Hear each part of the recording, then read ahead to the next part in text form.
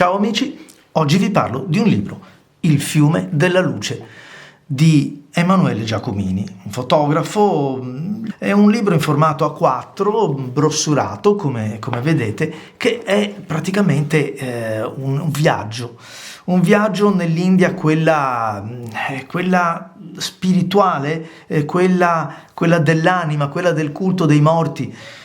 Devo dire la verità, un libro toccante, per due motivi, principalmente perché comunque le immagini sono immagini forti. Anzi, io a proposito vi esorto a leggere le due paginette di introduzione, che è una prefazione che potrebbe sembrare anche lunga, ma in realtà non lo è, e serve proprio ad introdurci al libro in modo che veniamo preparati sul taglio che l'autore ha voluto dare a questo viaggio, a questo libro che, lo ricordo, si intitola, questo libro fotografico, Il fiume della luce.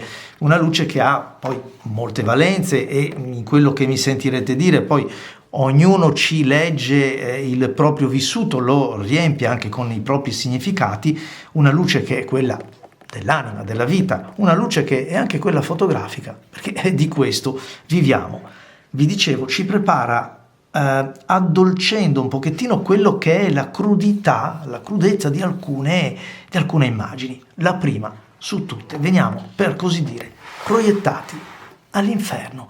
Se non è proprio un inferno, è un purgatorio dove il colore rosso del fuoco, i roghi, il fumo la fa un po' da protagonista.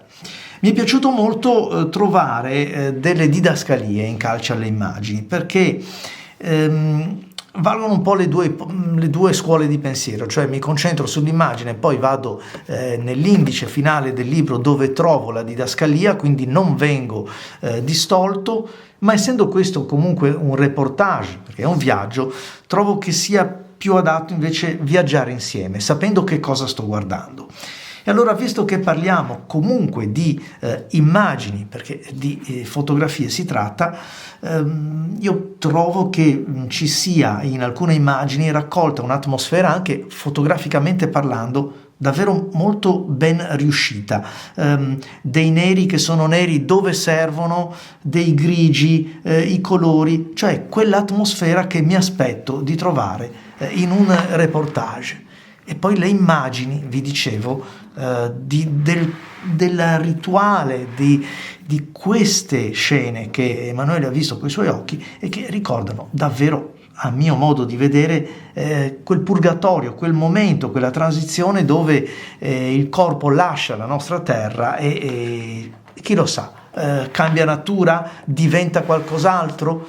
È davvero molto interessante leggere anche la prefazione, proprio per questo motivo. La scelta di aver mantenuto una cornice bianca potrebbe essere buona per alcune foto, forse non per tutte, perché è vero che la incornicia, la inquadra, quindi pone il fuoco dove deve essere. Dall'altra parte forse le immagini avrebbero potuto avere, almeno qualche immagine, un pochettino più di respiro, così come per esempio avviene, come fa vedere l'autore, in alcune scelte, anche se purtroppo resta sempre questa marginatura, questo filino bianco che più che da una scelta editoriale dipende probabilmente da un limite della stampa offset di buona qualità. E a proposito di questo, lasciatemi anche dire che è un lavoro così bello da sfogliare, perché è intrigante, è interessante viaggiare. A me è sempre piaciuto viaggiare con gli autori, ecco perché apprezzo la didascalia, ma qui non ci troviamo di fronte ad un giornalista. Questo è un fotografo, quindi ci racconta con la potenza dell'immagine, è una cosa diversa, e quindi sì, apprezzo molto questo. Mi permetto di dire, proprio perché il libro è un bel reportage fotografico fatto con passione, che forse un formato maggiore, un pochettino più ampio, poteva essere una scelta, sempre a mio modesto avviso, ancora più indovinata, perché alcune immagini lo richiederebbero proprio. Un altro aspetto che secondo me premia un po' il libro, che si sfoglia con molto interesse, perché, ripeto, leggete la prefazione, che è veramente quella che ci introduce al libro. L'altro elemento è proprio quello che non ve la faccio vedere, ma alla fine del libro c'è un'immagine, per l'appunto con un po' più di luce, un'immagine che richiama forse, chi lo sa, quel passaggio salvifico, quel riscatto, quella redenzione che chi crede, chi non crede, a seconda anche delle varie religioni del nostro pianeta, dà proprio la luce, cioè un fiume che è un purgatorio, se vogliamo, per molti lo è purtroppo già la vita su questa terra, ma il culto dei morti e poi questa immagine finale che solleva e allevia anche un pochettino questo itinerario faticoso, anche visivamente, perché è crudo, è abbastanza duro. Insomma, non voglio raccontarvi tutto, perché è proprio il bello di questo libro, che vi lascerò poi il link per sapere come ordinarlo o dove trovarlo. Ma perché vi sto parlando di queste cose? Visto che abbiamo in diretta con noi Emanuele, facciamocele spiegare da lui. Ciao Emanuele, benvenuto. Ciao Stefano, ciao a tutti.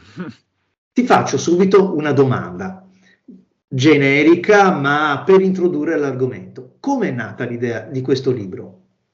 Beh, questo libro è nato dopo tanti mesi di studio dietro questo argomento che mi aveva affascinato, perché avevo visto tante interviste, tanti documentari su Varanasi.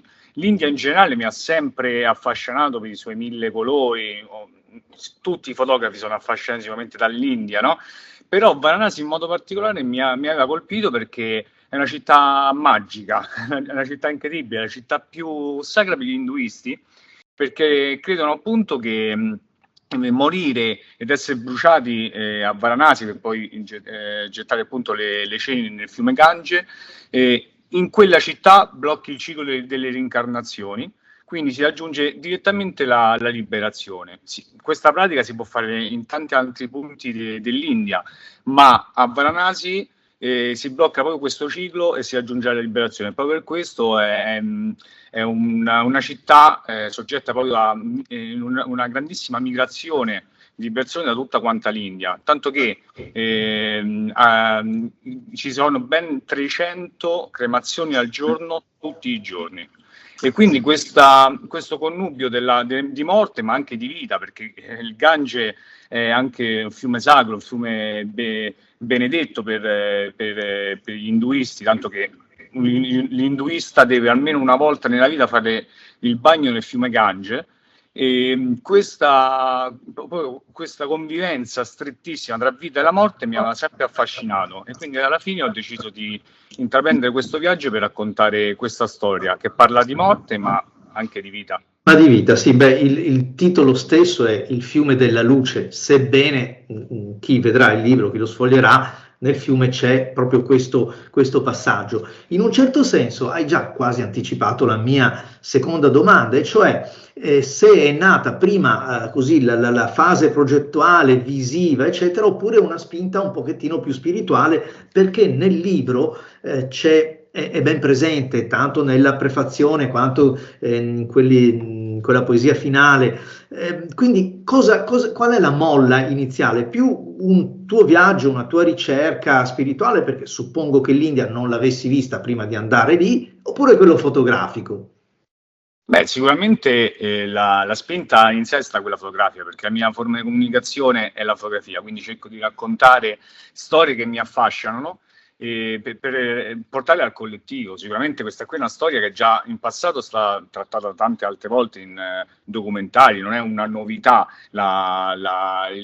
diciamo, la realtà di Varanasi, però ho cercato di farla a modo mio, cercare di raccontare un po' tutte le fasi che ci sono dietro questo aspetto molto spirituale. Infatti ho cercato di trovare anche un anello di congiunzione tra la vita e la morte, perché ho contattato, sono riuscito a prendere contatti con una Gori, che sarebbe una scena di questa cultura induista, che è temuta ma anche rispettata dagli induisti. Mi spiego, veramente loro si cibano di resti umani non consumati dalle cremazioni, questo per cercare di assorbire l'energia vitale della persona defunta, come per rimetterla in circolo, diciamo. E quindi ho cercato di far raccontare visivamente, quindi nell'impaginazione del libro, questa storia da una Gori stesso, perché è lui proprio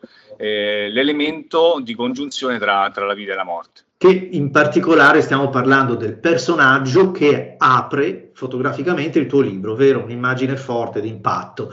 E ancora una domanda: quando tutti noi fotografi viaggiamo, che andiamo in India, che andiamo per vette, che andiamo per mare, cerchiamo di ritrarre tutto, ma c'è sempre qualcosa che non si riesce a portare a casa. Io che amo la montagna, come forse saprai, per esempio il freddo sferzante, oppure anche la fatica, il sudore di quando si sale in vetta, quelle cose non entrano nella fotografia. Che cosa è rimasto in India del tuo lavoro fotografico che non è stato possibile enucleare nel tuo libro? Beh, sicuramente a questa risposta non c'è una vera e propria domanda, perché a questa domanda non c'è una propria vera risposta, perdonami, perché comunque una storia più la vivi e più trovi sicuramente delle sfaccettature interessanti da raccontare. Io ho cercato appunto per questo di studiare molto tempo prima di partire tutte quante le varie fasi, ho cercato di documentarmi il più possibile. Proprio per cercare di fare un racconto più organico, certo, e completo possibile, e che traspare tra l'altro. Ma a proposito di organizzazione e di viaggio, ci vuoi dire qualche cosa per chi soprattutto poi acquisterà il libro, ma anche per informare chi ci segue, che tipo di attrezzatura fotografica ti sei portato dietro? Allora, io nel 90% delle situazioni scatto con Leica Q, perché amo il 28 mm come focale, perché penso, naturalmente questo è il mio modo di raccontare, però penso che essere dentro alla situazione aiuti diciamo, a fare un racconto più veritiero possibile, perché più si diviene parte appunto di un racconto, e più è facile che quelle immagini trasmettono le emozioni che si vogliono portare a casa. Naturalmente il 28 mm implica anche una vicinanza al soggetto che molte volte può essere anche difficoltosa. Ad esempio, immaginate in queste situazioni delle cremazioni, io devo essere veramente molto vicino, perché molte volte mi sentivo anche a disagio, no? Perché era un disagio che proveniva anche sicuramente dalla nostra cultura, perché comunque ero lì a fotografare persone morte. Ci ho pensato spesso guardando le tue immagini nel libro, sai, scusa se ti ho interrotto, ma spesso mi sono detto, acciderba è lì in un momento sacro per molte persone, però è anche vero che chi conosce un pochettino la storia, diciamo, di quei popoli, c'è una maniera di viverla diversa dalla nostra onoranza ai defunti, eccetera. È vero, vero. Perché per la loro cultura il fatto che io fossi lì a raccontare questo momento era un onore, perché per loro era un onore che il proprio caro fosse bruciato a Varanasi, e quindi l'essere fotografati non era assolutamente un problema per la loro cultura, tanto che fino a poco tempo fa c'era una figura che era la figura del fotografo dei morti a Varanasi, che purtroppo avrei voluto incontrarlo nel mio viaggio, ma non è stato possibile, perché mi hanno detto che da circa 3-4 anni non c'è più. Però per esempio, ecco, loro hanno come cultura quella di fare l'ultima foto al defunto prima di cremarlo, quindi sicuramente io mi sono sentito a disagio in alcune situazioni, ma loro mi hanno rassicurato, anzi mi hanno ringraziato mentre stavo scattando delle foto. Quindi, certo, molto, molto interessante anche per questo aspetto. Non abbiamo detto, ma è giusto invece dirlo, che Emanuele è un fotografo, non è così, colui che lo fa solo per il piacere di farlo, e sicuramente lo fai perché dalle tue immagini questo traspare, però sei anche un fotografo, hai qualche specializzazione, che cosa fotografi in genere? Beh, io faccio reportage da tanto tempo, realizzo reportage sociali, sto portando avanti reportage sull'autismo, sullo sport e la disabilità, sto portando avanti altri reportage, quindi il mio obiettivo è quello di raccontare delle storie attraverso le mie fotografie. E in più mi occupo di ritrattistica perché sono un fotografo che è specializzato nella ritrattistica per attori, quindi Ah, pensa un po', quindi molto interessante. E lasceremo il link lì sotto per chi magari non ci può sentire, ma chi volesse acquistare il tuo libro, come fa? può andare tranquillamente sul mio sito emanuelegiacomini.com, c'è la sezione shop nel quale troverete il mio libro. E allora, Emanuele, è stato un piacere. Io spero che tu abbia modo di realizzare altri reportage, altri lavori fotografici e insomma ce ne renderai conto. In bocca al lupo per il tuo lavoro e grazie di essere stato con noi. Grazie a tutti, grazie Stefano. Grazie ancora Emanuele e a tutti voi amici l'appuntamento ai prossimi libri da immaginare. Ciao!